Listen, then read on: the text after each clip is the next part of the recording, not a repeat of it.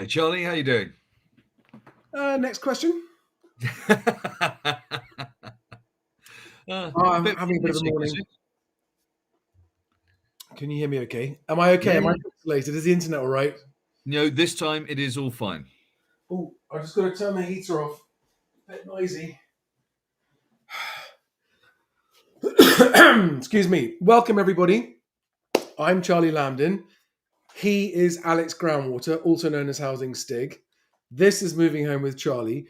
And in this video, after a very brief summary at the beginning, I'm going to go into as much detail as I feel is necessary to persuade the cynics among you, those of you who don't believe me or who just haven't seen enough compelling reasoning why house prices in the UK are going to collapse and, in fact, already are collapsing, despite the Office for National Statistics this morning helpfully telling us that house prices are still going up. Yep. So I've got a lot of links here. Now there were too many links to put in. It said you have used too much space when I tried to put the links in. So I put a link to a blog post on my website that contains every link that I'm using in this video. Excuse me. And there are many. There are many. But it is today, it is the 18th of October, I believe. Yes, Wednesday the 18th of October. This morning, the ONS released house price completion figures for August. They also released September's inflation reading, which the CPI was unchanged.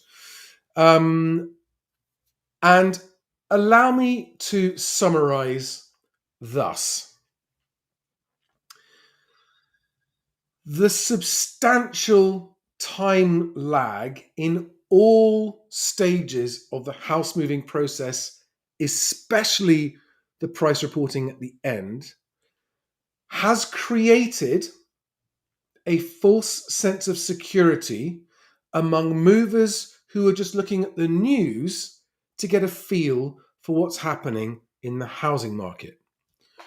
What's happening in the housing market at the front line today, and what you read in the papers is happening in the housing market, are poles apart and very bewildering and confusing and misleading. And this video is to try to explain why that confusion and that gap exists and what's actually happening, and also why sorry, I've got a real frog in my throat today.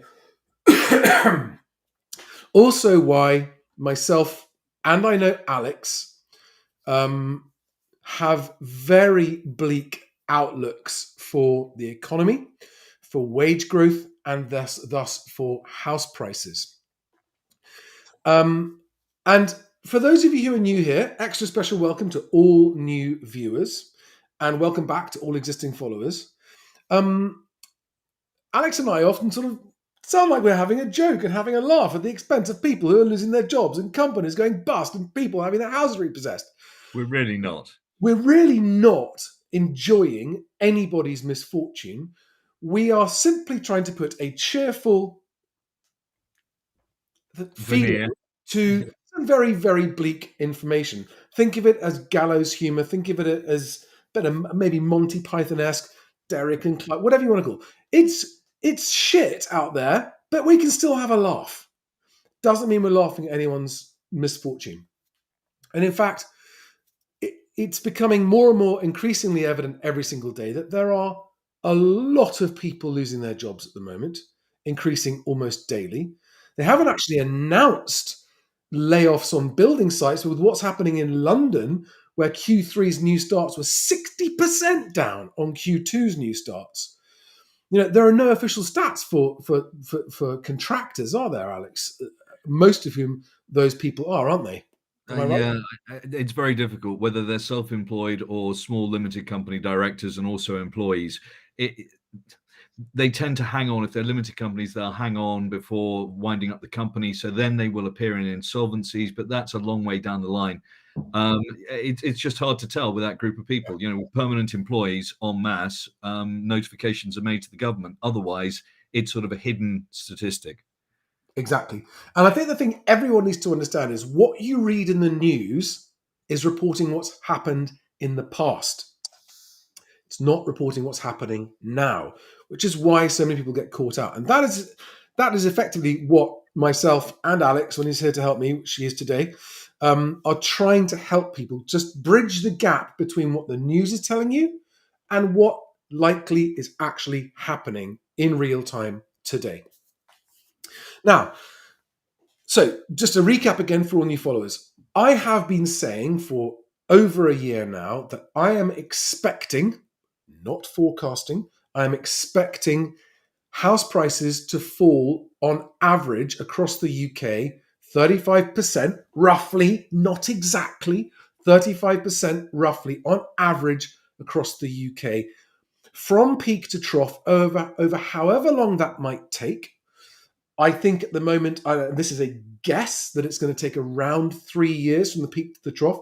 You can add another year on for that if you want to go until it's actually reported. So we won't see the bottom of the market reported by the land registry until 2026 at the earliest, if my expectations and guessing is correct. Now, I'm not saying, a lot of people misinterpret this as house prices everywhere will fall 35%.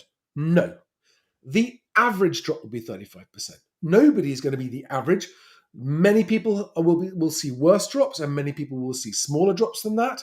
It will vary regionally. It will vary between houses and flats. It will vary between leasehold and freehold, and it'll vary in timing as well. The south and southeastern London especially are falling faster than most places. Birmingham, I think, is falling the fastest at the moment. And the north has been late to the falling party. Some areas in the north are still holding up, but eventually they will see perhaps not quite as large falls as the south, because there will be regional variations. I'm guessing between 15% best case falls and 50% best case falls. Worst case falls. Roughly. No, I have not used spreadsheets to calculate these figures. A lot of people go, well, where's the maths, Charlie, that you did that with? I am more of a big picture fag packet kind of guy. Alex is a numbers guy. He has crunched numbers, but where I say 35%, he's got this massive vague 30 to 40%. So massive vague. massive Come vague on now. 30 to 40% real terms. So I mean, I would say that my method's actually better than crunching. Hey, go on, Charlie. You just said 15 to 50%. No, I see where I understand where you're coming from. But to nail a single number is unusual in any financial projection. Yeah, you can't, exactly. And I'm not, you're not. What we are saying is anybody who thinks house prices are going to be rising anything like they've been rising in the last 15 years or the last 10 years in the coming 5 years would be gravely mistaken. Would you agree with that, Alex? With the one caveat of, if wages keep rising, then house prices will not fall. But that seems very, very unlikely. Yes. Yeah. So yeah, absolutely. So based on the view that we share about the economy and jobs, etc., based on that, unless we're very wrong on that, wages will resume their negative growth. Yes. In fact, we have a bet on that, don't we? On the time, not whether it will or won't, but on the timing of it. So I'm really, today, I'm talking to you. If you are someone who's actually quite new to this conversation, don't really have an opinion one way or the other, would just like to know what's happening, or if you're someone who's been watching me for a long time and thinks I'm talking bollocks, well, join the club. I mean, there's a lot of people who think that. And what the most annoying thing in my life is that when eventually it turns out that I wasn't talking bollocks, no one really remembers that they disagreed with me. Oh, did I disagree with each other? Oh, really? Oh, right, okay. It's amazing how 99% of people go, oh, I don't remember not agreeing with you. But if you say so, about 1% of people go, yeah, fair cop, you called it. So let's get into this. I want to start. Look at that, 10 minutes of ramble already. I would like to start by as swiftly as possible without laboring it, because in order to understand why house prices are going to come down substantially and far more than anyone in the media in terms of the institutions are predicting, you need to understand three things. How we got here. So what's happened in the past that's led to the position we're in now, number one. Number two, the timing gap, which is what's catching a lot of people out right now, both buyers and sellers being caught out by that gap. And number three, what is statistically highly likely to be happening in terms of employment, unemployment, job vacancies, and wages in the coming years, highly likely statistically because of what you can see happening in lots of strong economic leading indicators. So that's three things I'm going to go through here. Let me crack straight into thing number one. So how do we get here? Where are we right now? And Alex, just jump at any time. Tell me to shut up. Tell me I'm wrong. Disagree, or, No problem. or whatever. Just chime in. Very briefly, this is a house price graph going from January 2005 to August 2023, and it's broken around by country. And you've got England at the top here. And what you'll see is they've all got a similar trend, right? The ups and the downs, similar trend. And today's data was what was reported, showing the overall 291,000 is the average of all four countries. Okay, but obviously look at the differences there: 309,000 for England, 216 for Wales, 194 for Scotland, and 173 for Northern Ireland.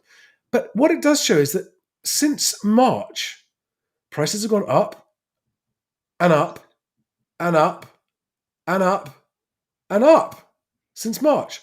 The land registry has shown average house prices in the UK rising non-stop for 6 months.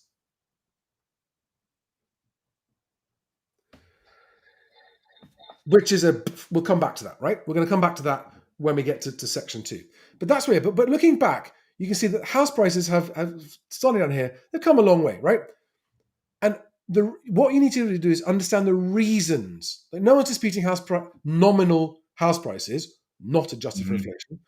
No one's disputing that house prices have risen a long way in the last 15, 18 years. Okay? But you need to understand why. And here are 5 quick reasons, okay? And then we'll move on to the next stage. So, reason number 1, quantitative easing. The Bank of England doing what some people call printing money, some people call buying bonds, and they were doing that from 2009 Correct. until, and here it says at the bottom, we stopped buying bonds at the end of 2021. Yeah, there was a sort of a gap there from the QE because of the financial crisis to the new round of printing that happened because of COVID. But they didn't start QT, the tightening process, until November 22. Yeah, right, exactly. We actively began selling bonds in November 22, which is undoing. So QE, there are varying opinions on this, but a lot of people are of the opinion that QE contributed to monetary, money supply, that kind of stuff, more money into the economy, and it contributed to rising house prices. Some people don't think it did, but generally speaking, a lot of people think it did. That's number 1. Number 2, who remembers this boy? Help to Buy. Help to Buy started in 2013, but you can no longer apply for a Help to Buy. So QE started and stopped. Help to Buy started and stopped. Number 3, this made a big difference during the pandemic. Stamp duty, land tax, temporary reduced rates, a couple of years of that. That started, and it literally, you saw the effect it had on house prices, and then it stopped. And then we had all the money that the government put into our pockets during COVID, £372 billion. And even if you ignore the support for businesses, the support for health and social care, and support for other public services, that's £55 billion support for individuals. Yeah, and that, Charlie, just to be clear, the first round of QE to get us out of the GFC didn't really have much of an impact on house prices. And the reason that it didn't, and the way we know it didn't, is that house prices, even nominally, if you go back to that graph, didn't change until about 2013. Yeah. And that was when Help to Buy and the other stimulus started. Yeah. But that's because QE was not given to individuals to buy houses. QE went into the financial system, Yes. which is why it inflated stock markets and other assets. Yeah. But whereas this COVID money, that went straight in people's hands and Right. they spent it on houses, which Yes. is why there is that sudden, massive, uptick over the Yeah. COVID period. And they spent it on houses when the stamp duty holiday was in place as well. Correct. Okay. And Help to Buy still existed. Yeah. But there's one more, possibly even the largest stimulus of all. Anyone? Anyone? Bueller? Low interest rates. Oh yeah. 0.5%, 0.25% in 2016, 0.5%. Oh no, 0.75%. Oh, 0.1%. Right, well, this is obviously the new normal, isn't it? Uh-oh. No, it's not. It's gone up horribly. So that was another major part of stimulus that led to house prices. So there's 5 things: COVID money, interest rates, QE, help to buy, stamp duty holiday. All government stimulus that all fed into, COVID money that fed into house prices. And that is why we got to this massively overheated house price peak about a year ago, although the land registry hasn't caught up yet. Bless them. So that's part 1. So,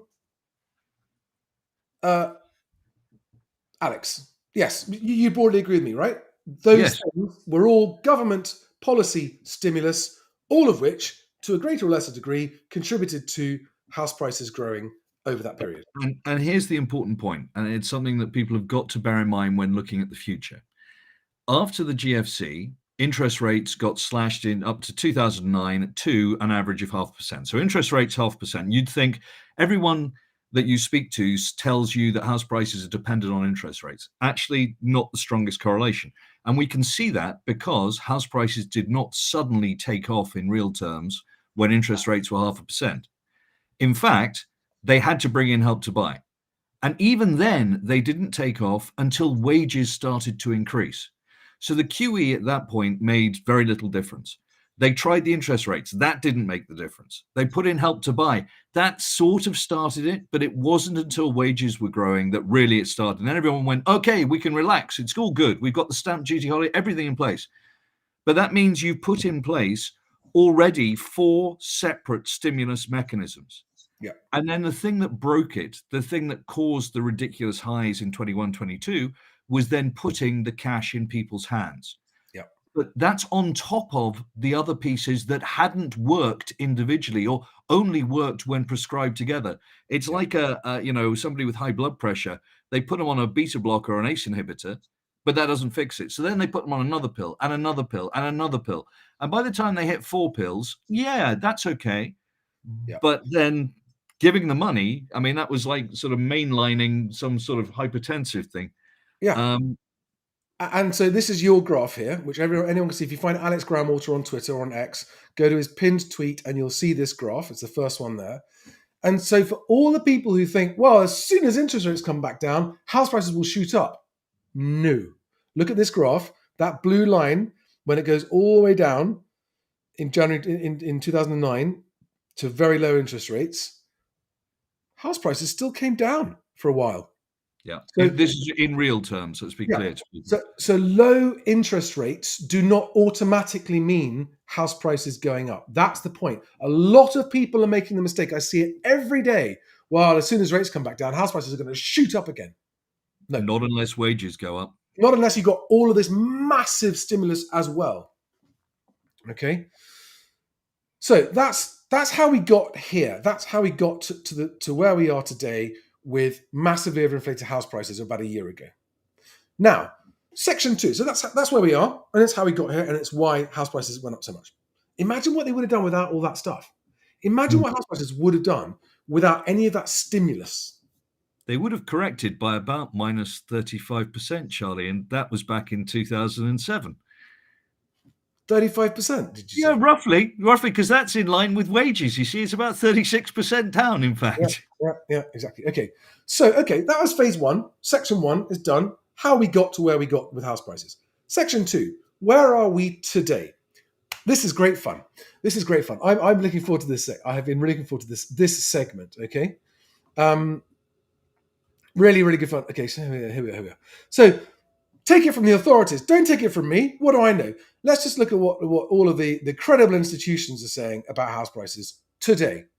So let's just whip through these very, very quickly. The Halifax, the Halifax most recently reported an annual drop in house prices of 4.7%. Price falls year on year. Great. Okay. Well, they're a big lender. Everyone trusts them. So that must be right. So let's see what Nationwide says. Can you? There we are. Yeah, it's fine. It's updated. 5.3% year on year falls. Okay, 4.7%, 5.3%. Let's average it out. Let's call it 5%, shall we? All right, 5% year on year. Okay, but let's just back that up. Let's just make sure that the big house price indices agree with this. Zoopla. UK house prices have fallen 5%. No, sorry, that's 0.5% over the last. Hang on a second. Zoopla thinks only 0.5% down in the last 12 months. Okay, well, I'm a bit confused now. Let's see what Rightmove says. Rightmove. Ooh. Down only 0.8%.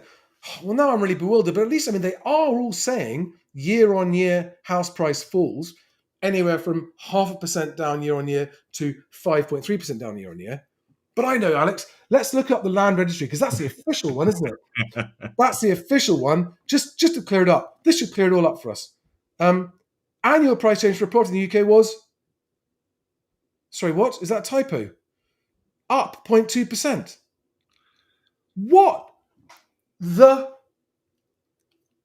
flock are people supposed to think if they want to know what's actually happening to house prices today? When you look at that shower of that array of bewildering house price data. And I'm not going to spend this video going into why they are all so different. There are lots of reasons. But the most important thing, because people quite rightly go, well, hang on, the land registry is recording actual completed transaction prices, isn't it? So isn't that the one we should follow? Well, yes, it does, but only when they've completed recording all the transactions, which they don't. So today, this morning, barely a few hours ago, they reported August house prices. Alex, you aren't able to just look up how many transactions they actually use, are you? Oh, it'll take a little while, but I would guess about 8,000. Okay, so it's like a tiny percentage. 10 So to 15%. what we've got is a 10 to 15% sample from the land registry so far, because they will not finish registering August 23 completions for another 12 months at least, correct? Correct.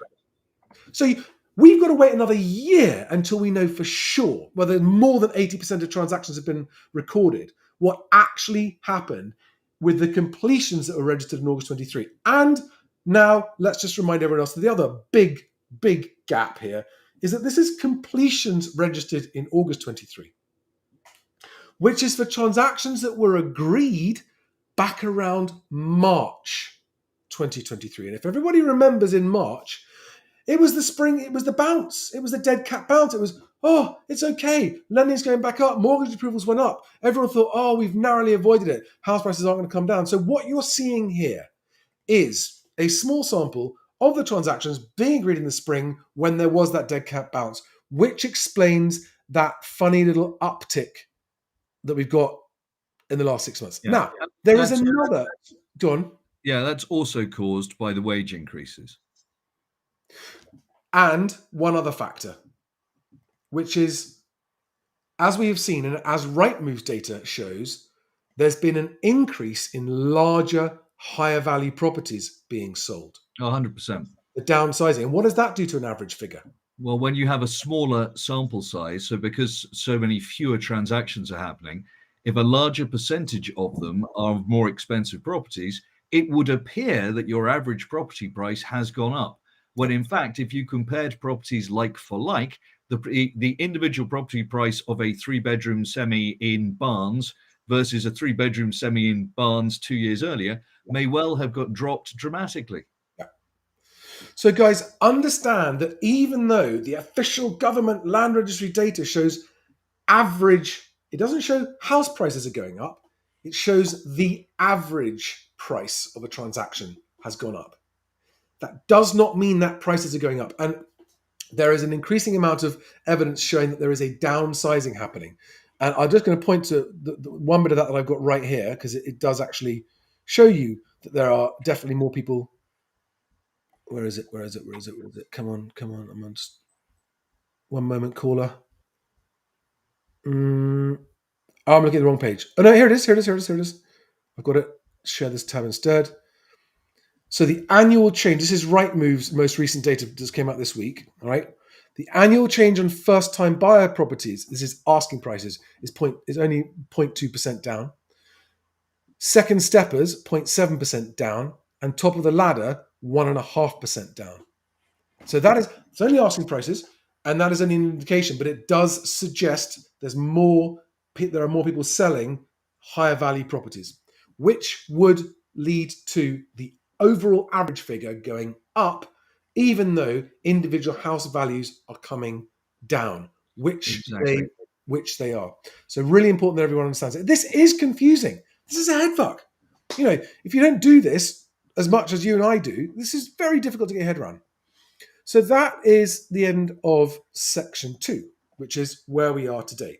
Now, sorry, it's not quite the end, because I've actually got to answer where we are today, because there is no data for where we are today. That's what the house price indices say. Where we are today, I talk to agents, conveyancers, search pack providers, mortgage brokers on a daily basis. And all of them, without exception, are reporting that transaction volumes are very low. They're really struggling to get even well-priced properties sold, to even get viewings and offers on the table. And it looks like it's going to continue to get worse before it gets better. And so, for example, Daniel, so the property search packs that I provide are done through a company called Property Searches Direct. And he is saying that the transactions, he provides them for the whole country, and he's seen transactions way down. And we've got agents left, right, and centre going, even the stuff they thought was really sensibly priced isn't selling. There are areas where it is. There are areas, right? There are areas where sensibly priced, in-demand property will still sell. There are still people buying homes. Okay? I am not for a minute saying that nothing is selling. But overall, the market is, a number of agents have said to me, it's carnage. And they're talking about the combination of sellers refusing to lower prices, buyers refusing to offer enough to get the transaction done. But even when they do get a transaction done, lenders then down valuing. So they finally manage to get a deal together, and the lender comes along and torpedoes it. Or the transaction falling apart because the chain falls apart. Somewhere else in the chain fell apart, even when your part of the chain was good. That's why it's carnage out there. It's a combination of all of those things. So if you just looked at land registry, you'd think everything was fine. And Charlie, just so you know, the Land Registry August data is based on 9,153 records, which, given the estimate of how many transactions actually occurred in August, is roughly 15%. And as one of your audience members, Dave Spiegel, points out, and is absolutely correct, this is not a sample, in that this is not randomly selected in order to give you an accurate representation of the market. That's just the first 15% they came to. So if that happened to include a higher number of expensive properties, no one would know until later. And they will continue to update that. Well, they'll update it for nearly 2 years materially, but it will be at least another 8 to 9 months before it's even 80% accurate. Yeah. So if you want to know where we are today, there are always outliers, there are always exceptions. I know of people who've sold their houses very quickly for asking price. I also know of people who have been genuinely trying to get below the market, cutting deep and hard, and there's still just tumbleweed blowing past their front door. No buyers, no inquiries. Of course, both extreme anecdotes exist, but overall in the market, it is as tough as it's been since probably the early 90s. In fact, that's what Daniel said to me. He said it's the worst he's known it in his entire time in the industry, which started in the early 90s.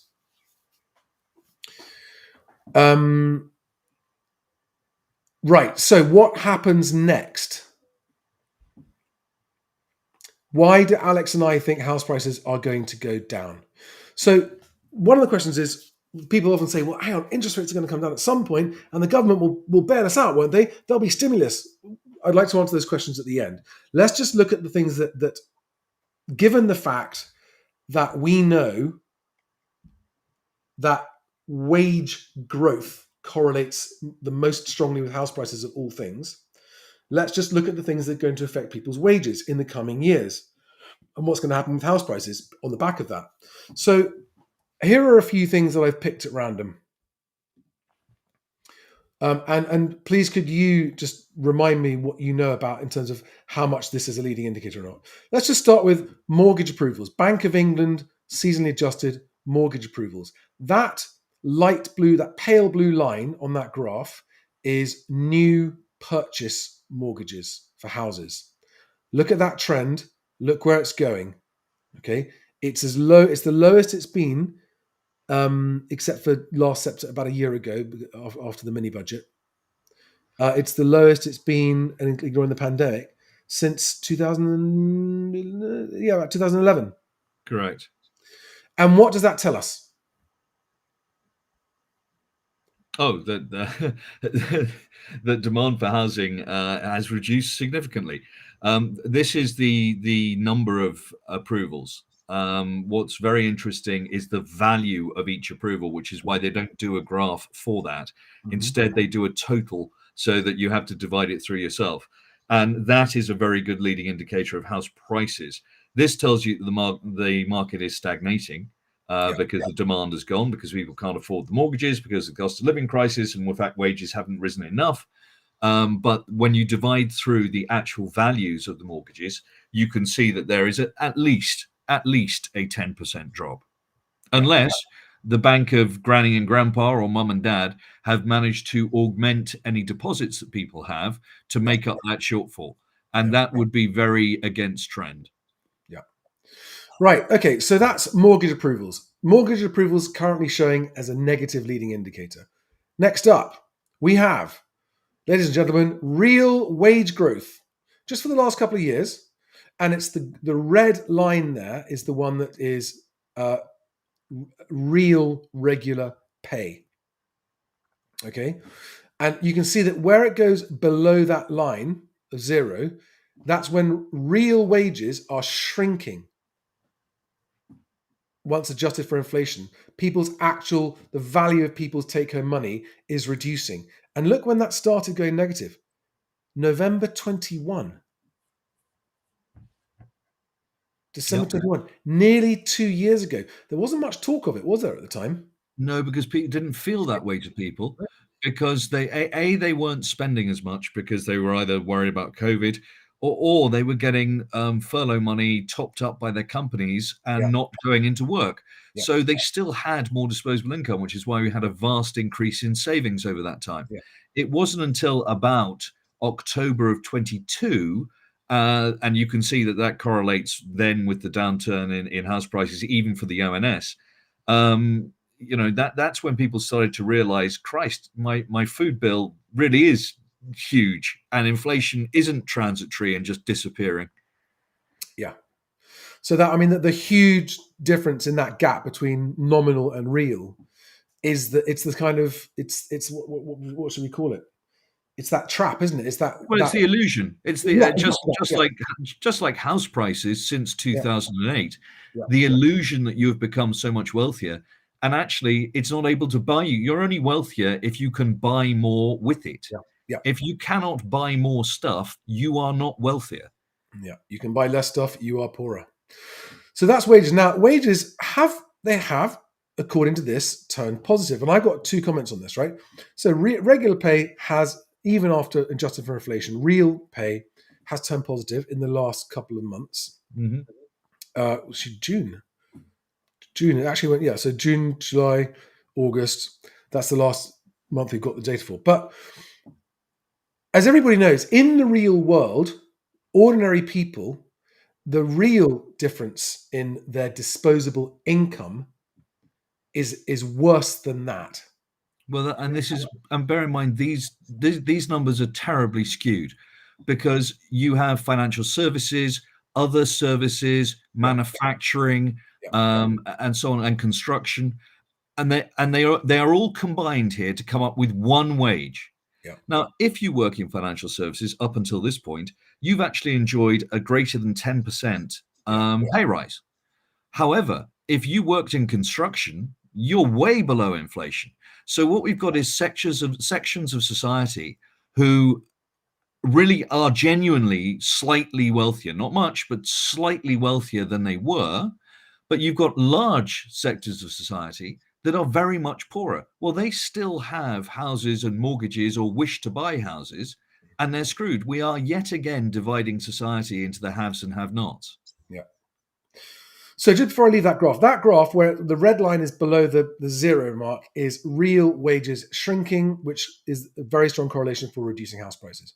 Now, the next leading indicator we've got is the RICS monthly survey, which came out last week. And I'll just get straight to the point. Meanwhile, house prices remain on a downward trajectory at the national level. Indeed, the September net balance of minus 69%, that's the balance of survey respondents, is virtually unchanged from last month, minus 68%, signaling the pace at which house prices are falling has been consistent over the past couple of months. And by the way, 69% is one of the most negative readings they've had, the most negative reading they've had since the last downturn. When disaggregated, or while almost all parts of the UK are seeing house prices retreat at present, the downward pressure appears most significant across the West Midlands and the southeast of England. Going forward, near-term expectations point to a further pullback in prices over the coming 3 months. That's further falls in prices in the coming 3 months. Although the latest net balance of minus 48 is not quite as negative as the minus 65% return last time around. So that's the RICS showing it. Now, and they're talking about the 12-month horizon, the national net balance. Now, this is where they're just guessing. They're saying, what do you think a year from now? And they're guessing. It's still negative. It's less negative than it was, but a year out, they're not that accurate. 3 months out, they are. So that's that forward indicator. Next, job vacancies. Number of vacancies in the UK, this is quarterly job vacancies. And this is, I mean, that was, what was the peak was May 2022. And job vacancies have been falling since then. Down, down, down, down, down, down, down. And this month, the most recent quarter, they've dropped to below 1 million for the first time since, well, yeah. There's still quite a lot of vacancies there, right? The number of vacancies is still high, but I don't know what the kind of lag is on this. I don't know exactly where the survey data comes from, but job vacancies are falling. And here's another one. This is seasonally adjusted new building starts.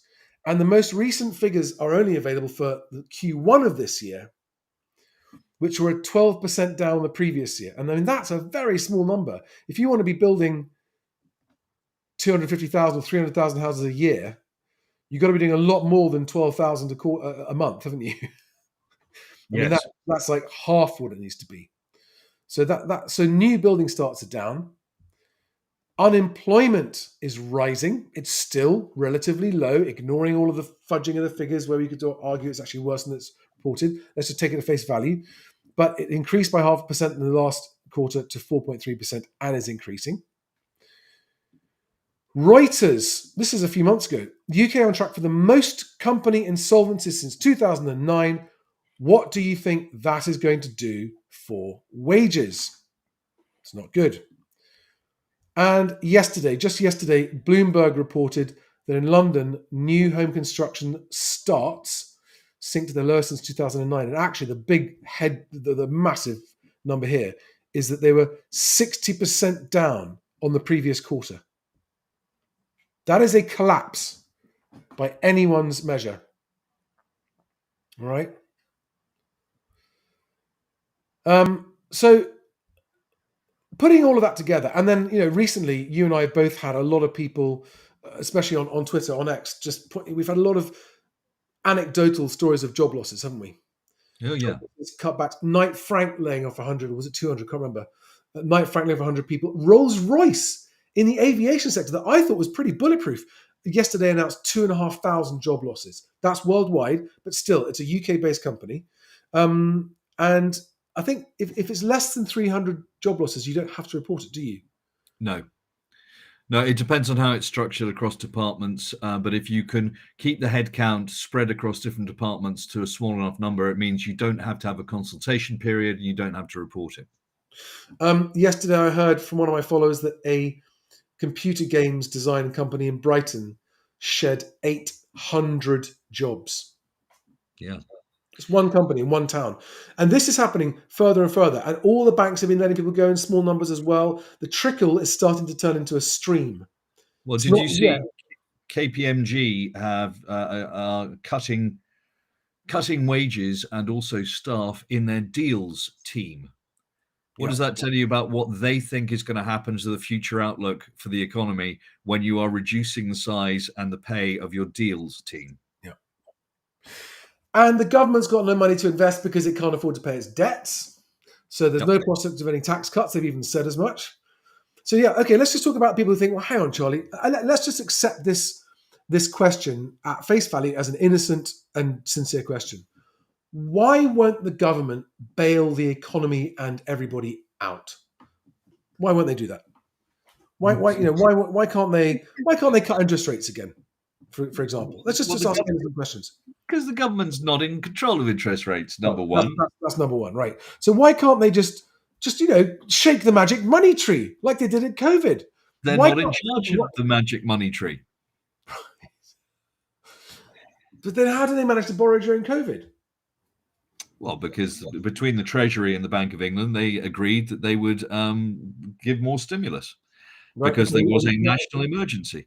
so the Bank of England was buying government bonds in large quantities. Well, Yeah, that's why we are now having to pay, and that's part of the problem. We are now having to pay 150 billion pounds to the Bank of England over the next, and it's an estimate, over the next roughly 10 years to cover the losses that they're going to have on the bonds that they bought. Because the government signed us up as the taxpayer to make sure that the BOE was covered for any losses. So that's some more cash that we've got to pay out. and so why else can't they? So what are the stimulus? So why can't they? Why can't they do more QE? Why can't they print more money? Just print money. Inflation isn't inflation a wonderful thing? We love inflation. And let's work the scenarios through. It's really simple. So let's say they go the QE route to make people believe, like a salve on a burn, to make people believe with a little illusion that they're actually okay. Inflation goes up, which means that in reality, real wages have dropped. Even though you've got the same nominal wage, what you can buy with it continues to decrease. House prices, therefore, will crash. The alternative is they don't do any QE. They try and raise interest rates, they beat inflation, but by raising interest rates, they make mortgages totally unaffordable. Lots of people end up being repossessed, and therefore house prices crash. There is, in fact, no soft, bloody landing out of this because we are already in the situation where we have inflation, albeit decreasing, and we have vast debts that we cannot service in a country that is not productive. If you mix those three things together, you don't have a salve for your burn. You've got kerosene or napalm that you've just poured all over it. Yeah. Right. So QE won't help. QE would make house prices crash. Not doing QE will make house prices crash.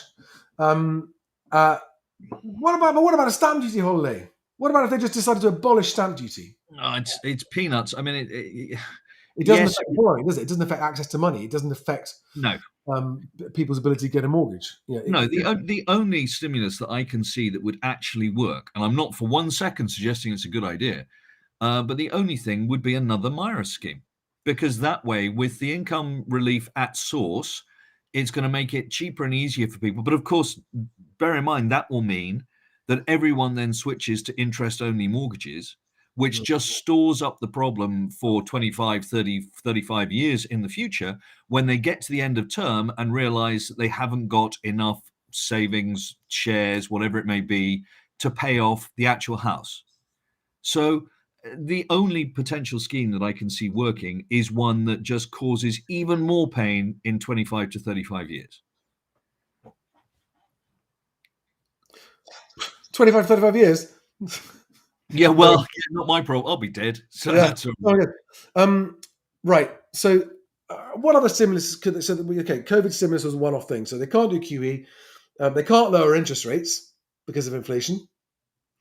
Not yet, anyway. Yep.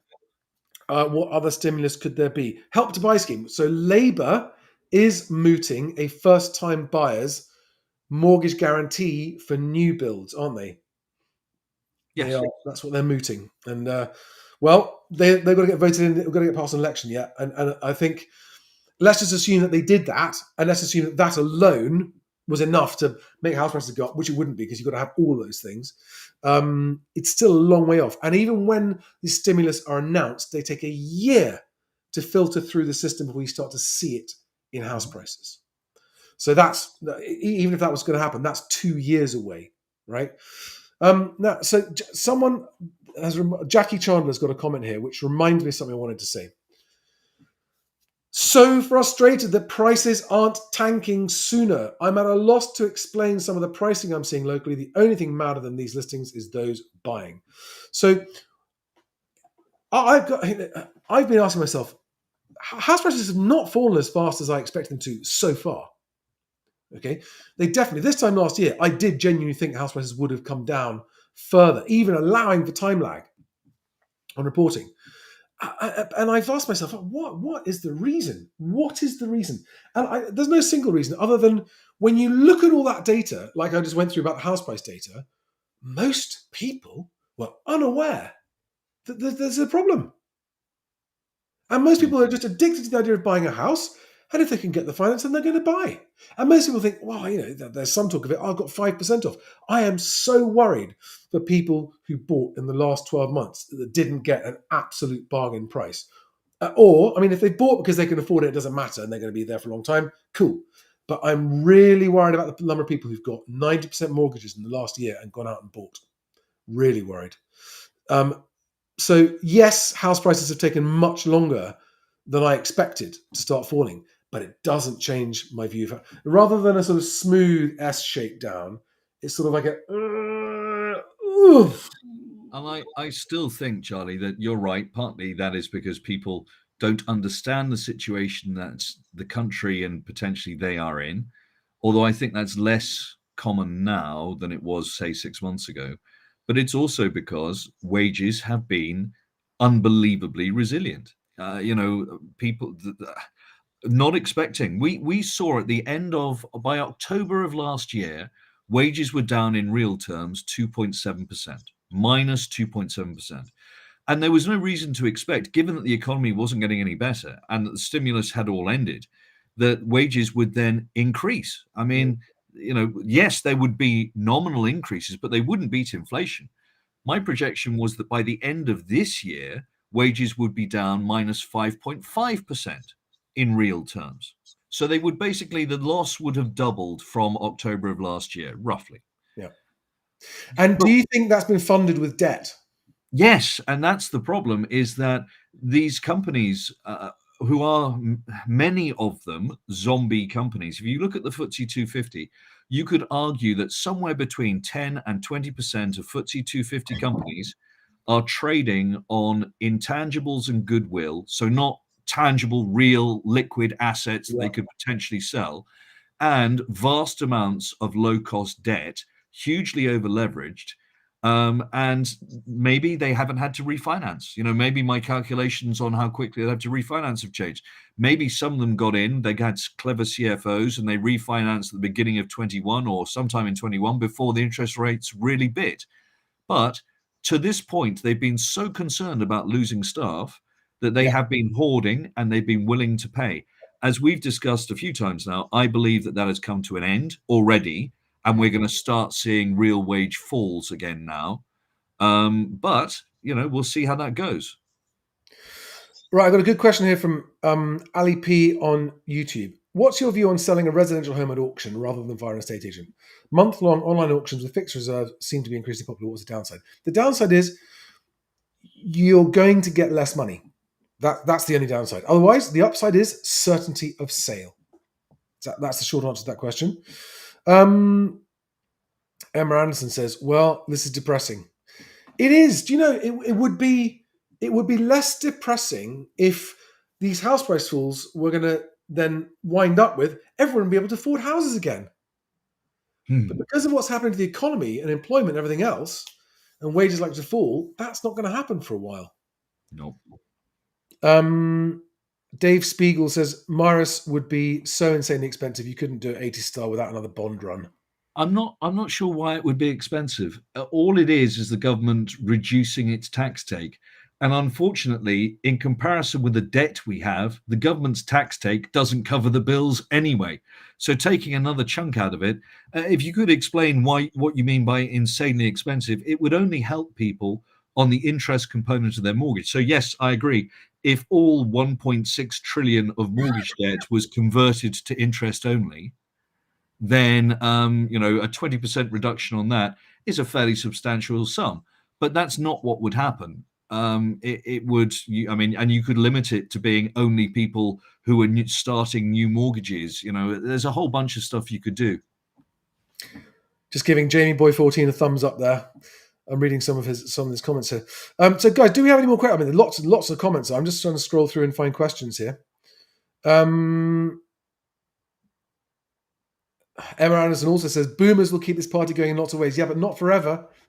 No, not for forever. much longer. About another somewhere between 10 and 20 years. Yeah. Good question here from Tom Rowland. The ONS data shows that a significant number of transactions were cash buyers. Does that affect the data from Nationwide and Halifax? Yes. It doesn't change the Nationwide and Halifax data. What it means is that the number of cash buyers is actually staying pretty steady, isn't it, Alex? And the number of mortgage buyers is reducing. So there are cash buyers out there transacting. But cash transactions, typically speaking, are lower than mortgage transactions because sellers accept lower prices from cash buyers in return for the improved certainty of a deal happening and no lender around to down value. Jamie Boy says, give us hope. Oh, God, that's a tough one. Everything will be okay. Sun will still rise. The world will keep turning. Or Craig Wood asked a difficult question. Charlie, if you had an offer accepted but knew that it wouldn't go through for another 6 months due to probate, what would you do if prices had fallen significantly since you put your original offer in? Well, I mean, my original offer would have factored that timing in. I mean, if your view on the world has changed in that 6 months unexpectedly, and you're no longer comfortable, as in you do not want to continue at that original price, then you've got no choice but to say, guys, I'm afraid my price has changed because the time has changed and the world has changed. Don't overpay. Don't pay more than you're comfortable doing. By the way, guys, just a quick reminder. I have a podcast, an audio podcast on Apple, on Spotify, Google, wherever you get your podcasts. And at the end of these live streams, I split out the audio and I upload it onto that up to the Moving Home with Charlie podcast. So that's why I always read these questions out, by the way.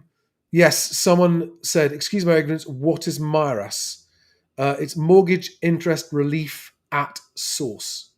And basically, they deduct the interest element of your mortgage payment from your salary before they apply your income tax.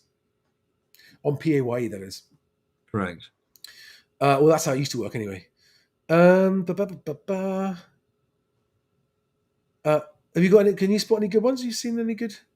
Oh, sorry, I'm just doing some calculations. Okay. Any more questions? When will we see the bottom of the market? Rakib Ali says, well, okay. So it depends where you are because the bottom of the market will happen at different times for different regions, different property types, and different transaction types, if that makes sense. The third one is a bit more tenuous, okay?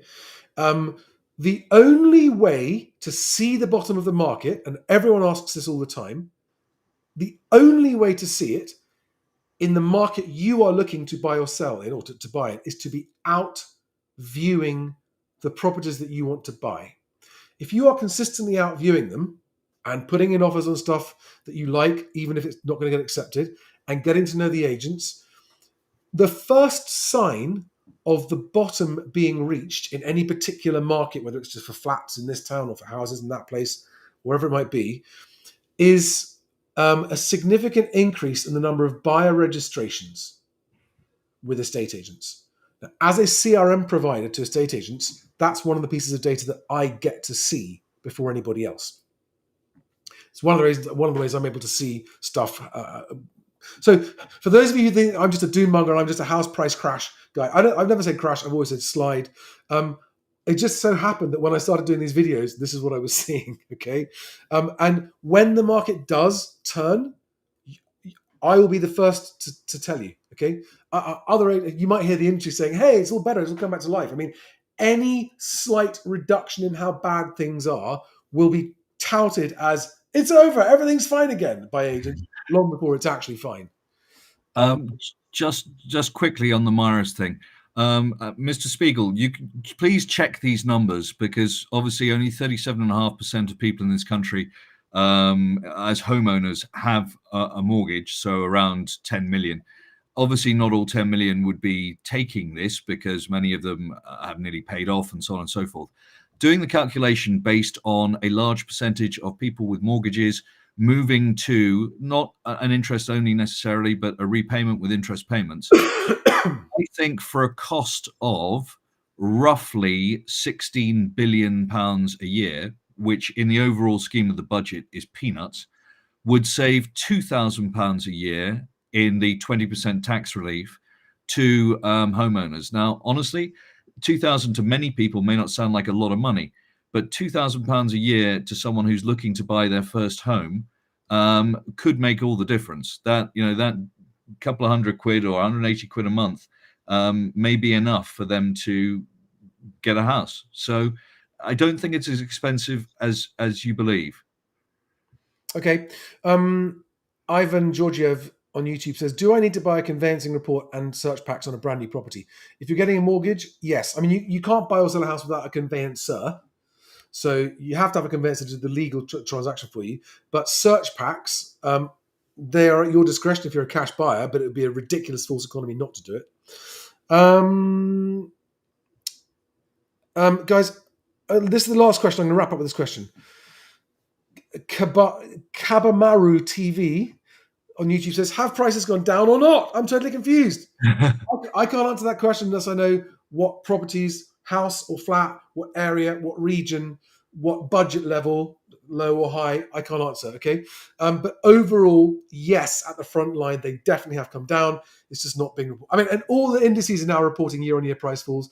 The land registry is just very depleted with its reporting. So, guys, I'm going to wrap it up. To those of you complaining about my long intro, you will notice that actually it's only there while it's live, and soon afterwards I'm actually trimming it off the front of videos, so it's starting to come off all the videos. And for anyone, last question quickly, yes? Charlie. Yeah, sure. Nathan, not even a question, but Nathan, yes, extremely unfair to renters, and as more and more of the population. You've got to read the question out. Isn't a MIRA scheme massively unfair for renters, or do you think any rent relief scheme could be introduced? I'm a homeowner with no mortgage, but still think the government stays out of it. Yeah. So it's very unfair, isn't it? Yeah. And more of the population are becoming renters. We've dropped from 71% owners to about 62%, and that is continuing to fall in terms of ownership. And I can only see private rental and social rental increasing over the next decade and onwards. Right, guys, I'm going to wrap this up with a quick reminder that if you're buying, don't overpay. Make sure you got your conveyancer, a mortgage in principle, and ready to buy a search pack. And if you're a seller, don't overprice. Also have a search pack. We'll speed up the sale if you want it. You can book time with me if you want to talk about your situation on the link down there, mhwc.co.uk, my website. You can also get in touch with my conveyancers and my mortgage partners there if you can't find your own. Otherwise, thanks for watching. Have a great one. And remember about the time lag in the media's reporting of what's happening to house prices. Alex, thank you very much. See you next time. Everyone else, thanks for watching. See you on the next one. Bye-bye. Cheers, guys. Bye-bye.